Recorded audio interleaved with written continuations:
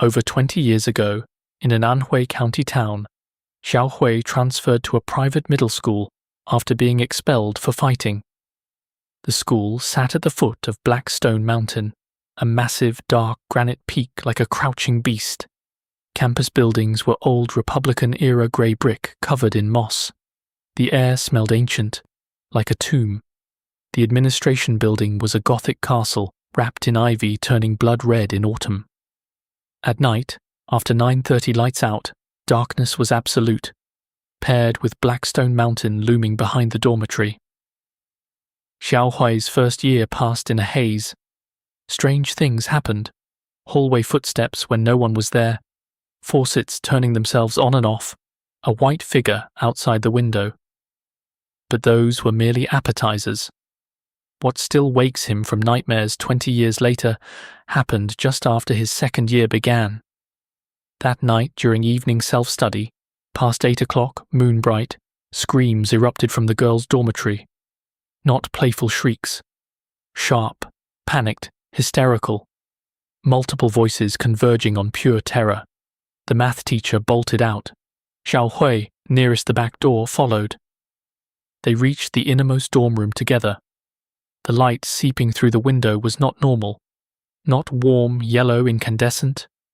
A horrifying blood-red glow, dark, murky, nearly congealed, that absorbed rather than illuminated, flowing down the wall like invisible red liquid. From inside came wave after wave of hysterical crying, the sound of life-threatening terror torn from the deepest soul. The math teacher grabbed the handle. It turned, but the door wouldn't budge. Something inside braced against it. He pounded, threw his body against it. Nothing. The screaming continued. He stepped back and delivered a full-force side kick. Boom! Wood splinters burst. Second kick. The panel cracked. Third, the door fell inward. Inside were 4 girls tied to the iron columns of bunk beds in 4 corners of the room. The rope was jet black with an oily sheen, aged and soaked in something dark, pulled impossibly tight, embedded deep into flesh, wrists purple-black from restricted blood. The 2 girls on the left were hysterically screaming. The one on the right was unconscious, head hanging, long hair covering her face. The girl at the back, near the window, her eyes met Xiao Hui's directly. From her pupils glowed a ghostly green light. Not reflected, the room's only light was that blood-red bulb. Under red light, green reflection is impossible. This light emanated from inside the eyeball, from the retina, from somewhere unknown behind the eye, like the phosphorescent green of a wild cat's eyes in pitch darkness, human eyes, glowing on their own. There was no human emotion in those eyes, no fear, no pain, no plea, just emptiness, a window pushed ajar revealing nothing behind it. Xiao Hui's gaze dropped. This girl was naked. Her clothes hadn't been removed, they'd been torn to shreds, scattered in a ring around her body.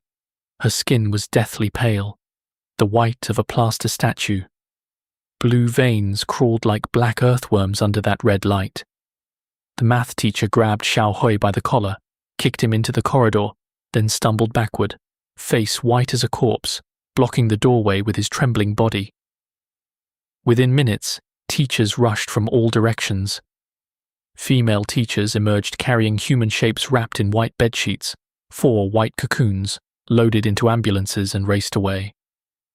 That night, every light on campus was turned on. Classrooms, corridors, dorms, cafeteria, boiler room, even broken lights repaired. For the first time in the school's history, humanity's most primitive defense against darkness. The next day, police descended, 3 cars, 7 or 8 officers. They stayed in that dorm room for hours. One young officer came out dry-heaving, face white as paper. Xiao Hui was questioned alone in an unmarked black van by a high-ranking officer in a dark tailored uniform with strange silver insignias. Over 40 minutes of excruciating detail. Are you certain you saw green light? Not a reflection? Certain she was wearing nothing? Certain the door was locked? Final warning. Tell no one. Not classmates, not relatives, not when you grow up. Otherwise, We will hold you accountable. The 3 clothed girls returned from the hospital. Physical exams found nothing wrong. The rope marks on their wrists were real. But according to doctors, nothing had happened to them. They were warned identically, never speak of it. But they were children, 12 or 13. In whispers, they pieced together what happened. That night, a classmate named Xiao Lian left evening study to retrieve a workbook from the dorm. She never returned. Her roommates found her standing by the window, eyes hollow and lifeless, face expressionless. Her body breathed, but her soul was gone. Outside the window behind her, all 3 saw it, a very tall, completely black human-shaped shadow. Over 2 meters, arms disproportionately long, hanging past the knees. It had no face, just pure absence of light. Whoosh! Like black lightning. It leaped out through the closed window, not opened, not broken. It passed through solid matter, like light through glass, vanishing toward Blackstone Mountain. The 3 girls turned to run, but the door had locked by itself. They pounded, screamed. No one heard.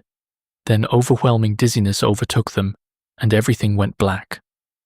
When they woke, tied to the iron columns, their clothes were still on. Only Xiao Lian's had been torn away. The ropes tightened on their own, squirming like living things. The light had transformed to blood red. The time between losing consciousness and waking, erased, simply didn't exist. Then, the second jaw-dropping event. Besides police, 3 people in black jonction suits arrived, impeccably tailored, faces cold, movements precise as rulers. They walked in triangular formation, radiating an aura. We don't belong to your system. They didn't greet anyone, walked past the principal, went directly to the girls' dormitory, as if they already knew where to go. That afternoon, the school issued an emergency notice. All students must clear campus by 5:30 p.m. Over 300 students sent away within hours. The school was about to undergo a great cleansing no outsider could witness. Years later, Xiao Hui realized those 3 were rumored high-level operatives tasked with handling bizarre events, shadow workers between law and the supernatural, answering to an agency whose name was unknown. They appeared at the most inexplicable incident scenes nationwide, silent, efficient cleaners, leave no records, explain to no one. Xiao Lian never returned to school. She was taken to many hospitals, seen by many specialists. Nothing could cure her. She developed acute mental disorder, babbling in unknown languages, screaming at empty corners. It's still outside the window watching me. She was sent to a mental hospital. Then she died. Cause of death: sudden cardiac death. A 12-year-old girl, all functions normal. She simply stopped breathing. The dorm room was sealed shut with thick wooden planks and iron nails, more coffin lid than door.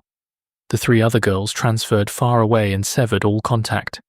The math teacher vanished, his desk still laid out for Monday, tea still in his thermos.